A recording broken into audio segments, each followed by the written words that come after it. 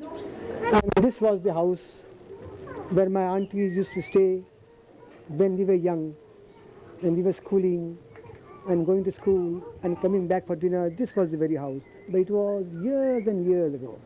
Now, a new tenants have come and they're staying here and paying the rent.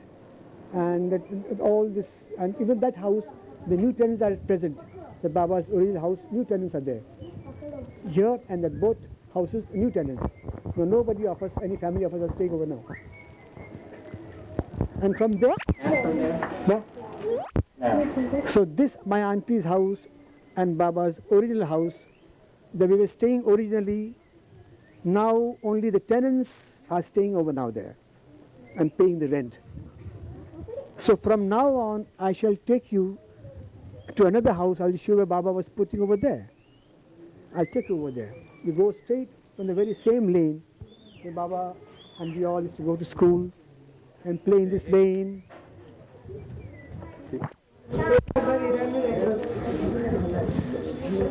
Now we shall be going towards another house where Baba was putting. When they were staying at this original house, after his birth in the Sassoon hospital, my mother brought Baba as a child and we were staying in this original house. And from here, from this house, we went to that house where my father purchased that house many years ago. We are still, now we are passing through Baba's original house now. Baba's original house. After his birth from the Sassoon hospital, he was brought in this house.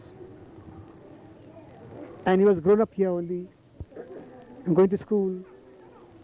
And then from here we shifted to that house where I'm going to take you now.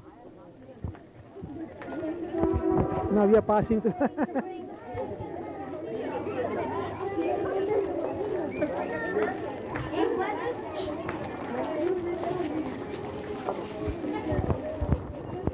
This house was my grandmother's. My grandmummy was staying here and even on the top. And my uncle also was staying there. Then after many years, we sold this house. My granny was staying over here. My uncle was staying over there for years and years. Baba used to go and meet them often, daily, and come back. And then, after vacating that house, we came and lived in this house. We stayed for years in this house, for so many years in this house. And from here, we went from that original house where we were staying. And then my father purchased this house and we shifted over to this house. And we stayed here for some years. And after staying in this house for some time, we shifted to the other house where we are staying at present. So we are going there now. Come on, I will take you there. The very same lane, the very same opposite my auntie's house, opposite my grandmother's house. And here we have come to our house, where at present with Baba's family, myself, my brother, and staying over here. Hello, Jai Baba. I'm Jal, Baba's younger brother. I joined Baba when I was 16 years of age. At the time I was schooling in St. Vincent's High School, and we were a very rich and prosperous family at that time. We had toddy and liquor shops. I had a car or two of my own, and I used to do my business. But I had no idea that Baba was the avatar of the age, or God in human form. He often used to come to our house, where I'm standing now, this house, with some of his followers, and would say, Jal, I am God in human form, and you have to leave everything, because everything is illusion, and you have to join me and renounce everything, health and wealth. I said, why should I? You are just my loving brother. Why should I leave my prosperous business and join you at this stage? I said, nothing doing. I won't do that. And my mother was also on my side. The Jal, you do what you are doing now at present. Again, after some time, Baba came to this very house with some of his followers, and he called me that if I am prepared to join now, renounce and join him. I said, no. I said, you are my most loving brother. I love you, I respect you more than any other brothers, my family. But I am not prepared to renounce the world and join you. And then he said, are you prepared? Suppose if I bring a piece of charcoal, burning charcoal fire, and put on your palm, will you be able to bear it? And then just my egoism, I don't know what made me say, yes, I'm prepared. I challenged him. I challenged Baba, but I'm prepared to put that piece of burning charcoal fire on my palm. And then actually Baba went in the kitchen. He brought a big piece of burning charcoal fire in some utensil, and I challenged Baba, but I'm prepared to put that piece of burning charcoal. He brought a big piece of burning charcoal fire in some utensil, and he put it on my palm. And actually, literally for 5 minutes, the fire was consuming my flesh. And by the smell of the burning my flesh, my mother came out running from the kitchen, and she told Baba to take out that fire from my hand. Then Baba tried to pick out that fire, but it got stuck on my palm. You can see it was stuck on my palm. And as soon as it was pulled out, I fell on the ground unconscious. Then afterwards, I was taken to Sassoon Hospital in a car. You can see the condition of my right palm, how it's disfigured. And then I was there for nearly 1 month as a patient. Then I had a huge blister, and I was suffering from pain and agony for practically 1 month. I was actually crying and shrieking of pain. Then the nurses would cut my blister with the scissors, and they would put my palm on the boiling water, and even the worms, you can see them around the palm. Then Baba would come occasionally with his disciples to see me how I am getting on. I would tell him, I'm suffering from pain and agony. It's really unbearable. But Baba said, do you know that when I put that burning charcoal fire on your palm and you didn't feel the pain at all at the time, you know the reason? I said, no. Then he showed a big blister on his hand over here. At that very moment, I drew your pain. And I drew your pain, and I got it here, and it came in the form of a blister. See. Then I was convinced, yes. How is it I allowed Baba to burn my so beautiful right hand? I didn't feel the pain at all at that time. And Baba drew my pain, and it came in the form of a big blister, and he drew my pain in this hand. And this made me wonder and think whether I should join Baba, though he was my loving and respected elder brother. And then 4 or 5 times he came to my dreams, huge like some Christ-like, with burning bright sun and light, and even in the daytime, in the visions and actually forms.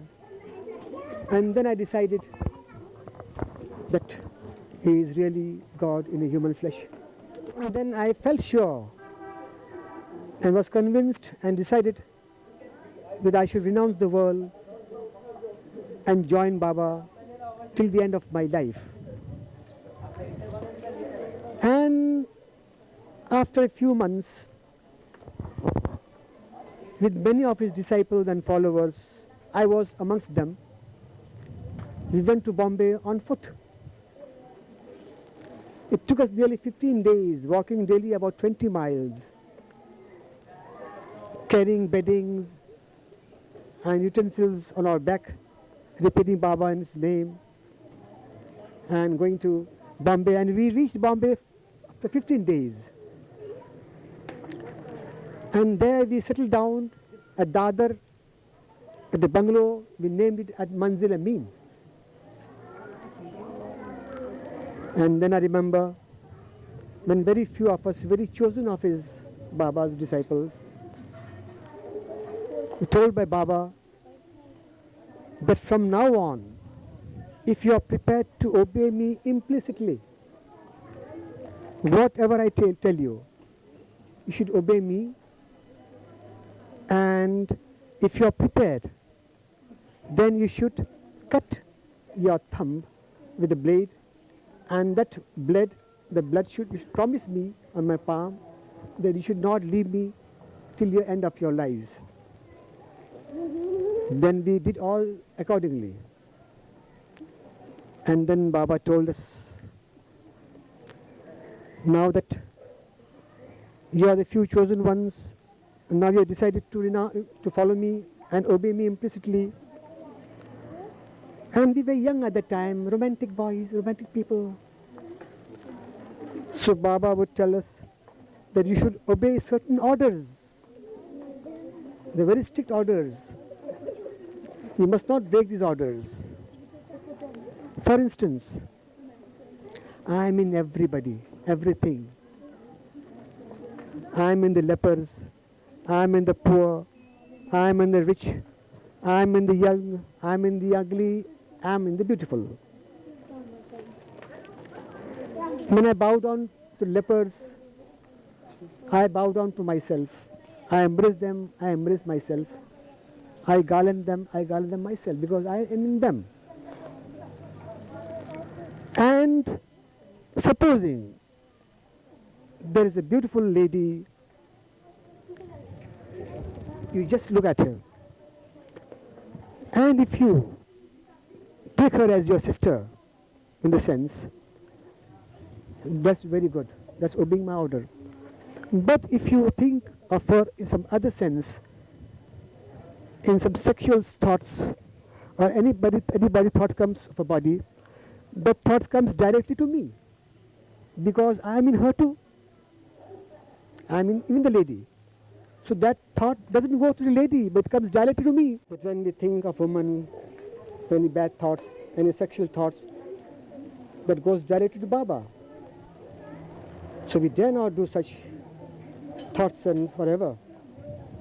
So gradually, in this way, Baba molded us like a solid stone. And now that I am standing over here, I see women, men, everything Baba in them. At Mehrabad,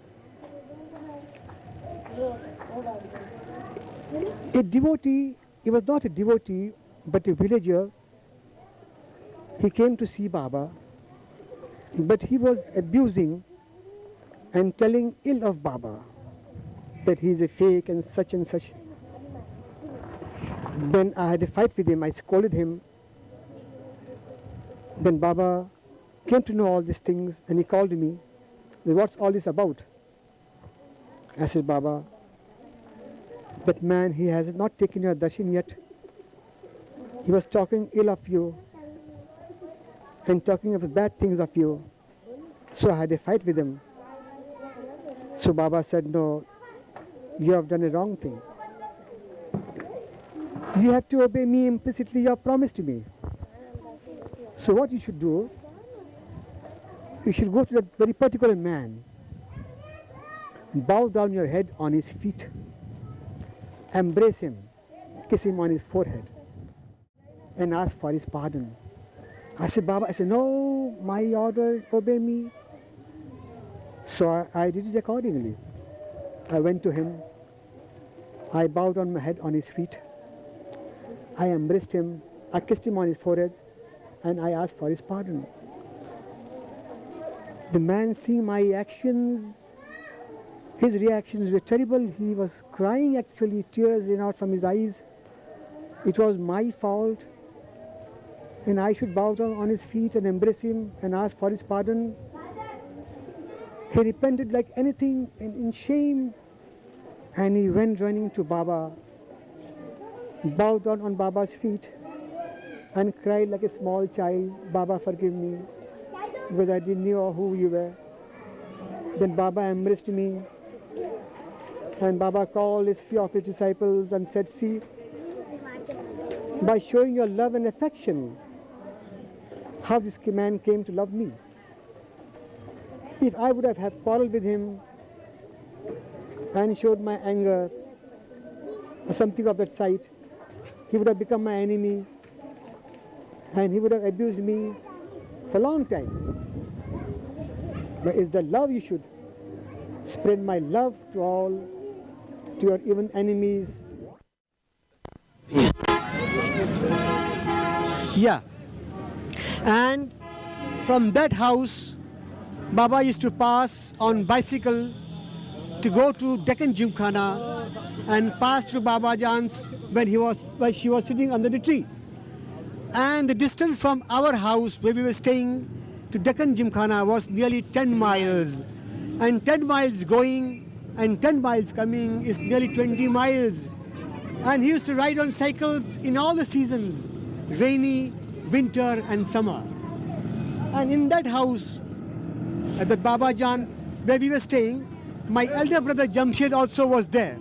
Myself, Beheram and the family with my father and mother were staying in that Bhagwan Das Chal house. And he used to pass this very, very road where Baba Jan was sitting under the tree. And he would see Baba Jan whilst passing once in a while. Remember this, all this Beheram? Yes. I remember. And you too were in the Baba Jan, Yes, that I Bhagwan Das remember. Chal. Yes. And I well remember. remember, this is the road. And this is the road just behind this. Just behind this. Just behind this is the St. Vincent School where Baba was schooling. I too was schooling at that time. And he used to go in our house where we were staying at present, and he would come here on bicycle or on foot with some of his disciples and sit near Baba Jan. And then I remember all this Beheram? Yes, so many years ago. Yes, I remember. Yeah, I think you were small at the time. So I am 5 to 6 years older than you. I remember more about it. And this is the... Oh, say something. Now I'll tell you where Baba used to sit under the tree, where Baba Jan used to sit. If you come with me, I'll show you the tree and the whole story I'll tell you. When Baba was sitting under with Baba Jan, our mother came to know about it and she was furious and she came to Baba Jan and asking her where Mervan is. And Baba Jan began to cry and said, oh my dear Mervan, my little son, where is she? I don't know. Though Mervan was at home. You remember that? Yeah, I remember. With my eldest brother Jamshed and myself, sometimes used to sit near Baba Jan, and Baba Jan would tell me or my elder brother Jamshed to bring tea from those shops in front of Baba Jan's tree, because she was very fond of drinking tea. So we used to bring 2, 3, 4 cups of tea, and she would drink and be very happy. Do you remember all this in Beheram? Yes, I remember. Yeah. I don't remember well. Yeah. Now,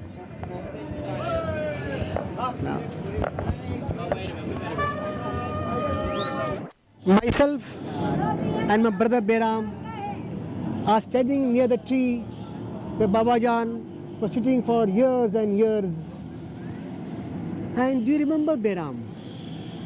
When Baba used to come and sit near Baba Jan had a wound on his finger,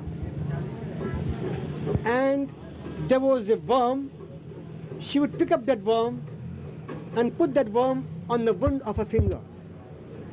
As soon as the worm would fall down, she would pick up and again put up on her wound. And sometimes she would tell Baba, see that worm, won't you pick that worm and put on my wound? Baba once or twice told me about it. All this, and this is the tree, that famous and ancient tree, which is memorable. You remember this, Beheram? Yes, I remember. And this is considered to be the holiest of the holy tree. And thousands, nay, millions of people worship it. This very tree. And now we'll show you the tomb where Baba Jan was laid to rest. And some of the Baba lovers who come over for darshan, they take up some of these and take away with them as a remembrance, as a sovereign, to keep them till the ends of their life. And I've given them many of these things, just a piece of this thing, for them to take away to their respective homes. Do you remember these things, Beheram? Yes, I remember very well. I do remember it too well. Too well. And the tree stands as it is. No changes in the tree. Did you ever play with Baba here? Myself, no. I didn't play with Baba, but sometimes I used to come with Baba. But mostly Baba would come and sit with Baba Jan alone. When Baba used to come over here, Baba Jan would send away all her followers who were sitting around her. That you all go away, I want to talk to my son, my loving son. And when he goes away, then you can come back to me. Then Baba used to order some tea from the hotels in front of Baba's tomb.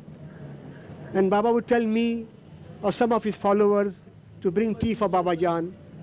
Baba Jan used to drink half the cup, and the remaining half cup he used to give to Baba to drink it.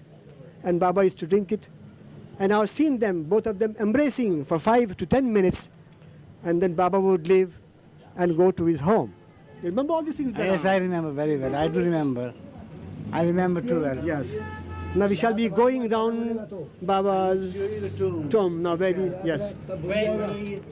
As I said about Baba Jan and Sri, one day while I was coming from this road and with a camera on my shoulder, a box camera, and Baba was sitting in front of her, I asked Baba, telling him, Irwin, please come forward in the light.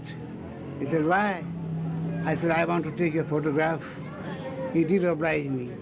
Of course, he had no idea about the time about Baba Jana Baba. He did oblige me, and I took his photograph. And that photograph is the first photograph I took.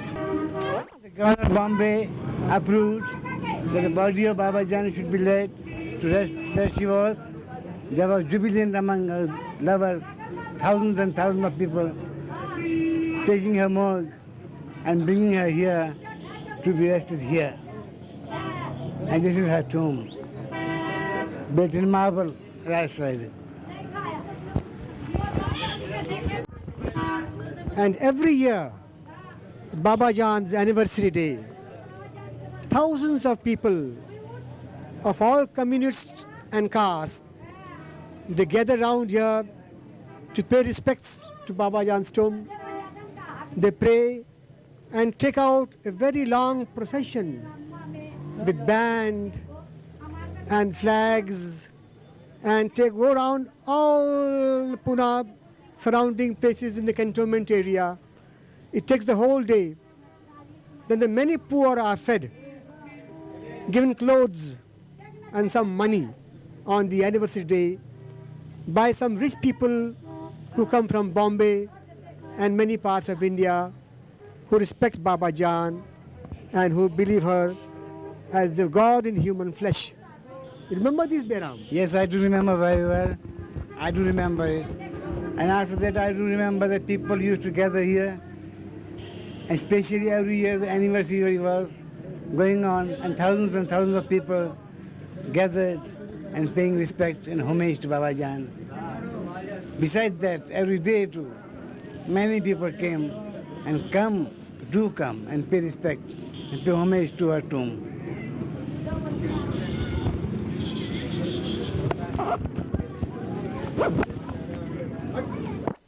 Now this is Baba Jan's tree, and we are standing just beside Baba Jan's tomb, and this is her face side.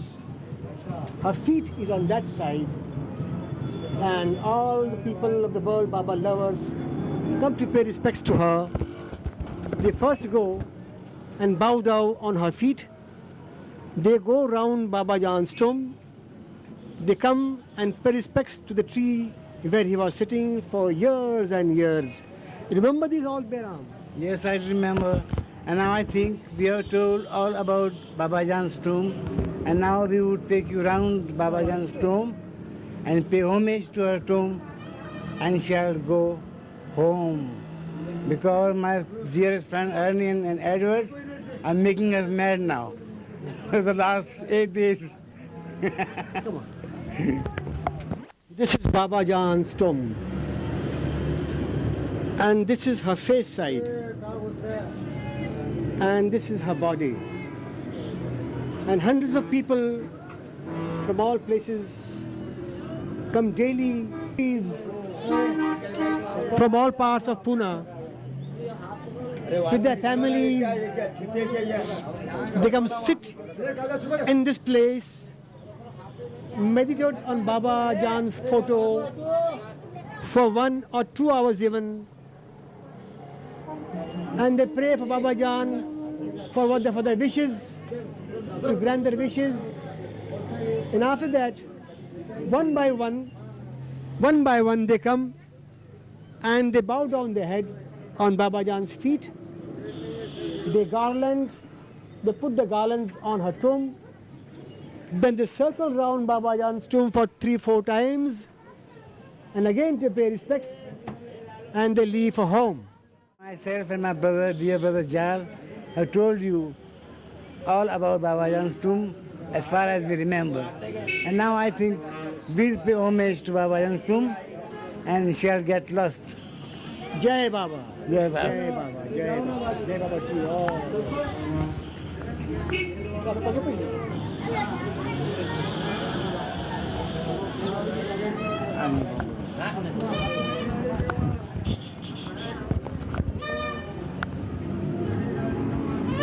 Jai Baba, Jai Baba. You take leave of you.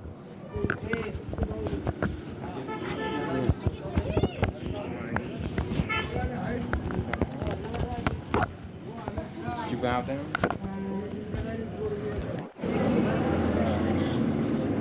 Let's get the thing. Now this is Baba Jan's tomb.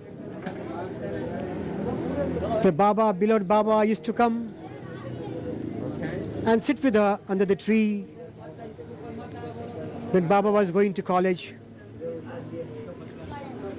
And now this is the tomb where hundreds and thousands of people from all parts of India and the world, they come and pay homage and respects to Baba Jan and bow down on their feet at this place. And this shall go on till eternity. And I remember Baba Jan has told many of his followers, of her followers who were sitting around her, while Baba was passing on his cycle. And when Baba was sitting with Baba Jan, that this is my real son. And when I pass away, I shall give my key to him, and he shall shake the whole world. And this is what we remember, and the whole world remembers what Baba Jan has said. You see the flowers